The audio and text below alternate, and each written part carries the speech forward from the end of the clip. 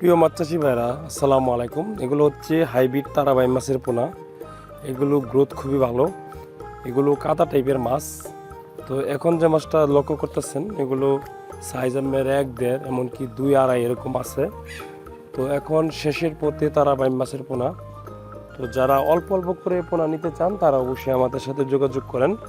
এটা অনেকে পাকাল মাছ বলে থাকে, অনেকে গুজি মাছ বলে থাকে। তারাবাই নামে পরিচিত মাছের পোনাগুলো। তো এটি হচ্ছে অরিজিনাল, একদম তারাবাইম। এটা অরিজিনাল, এখানে কোনো ক্রস নেই। তো এই মাছের পোনা শতক প্রতি 1000, মিশ্র চাষের প্রতি আপনার 600 পিস দেওয়া যায়। এগুলো অরিজিনাল তারাবাইম।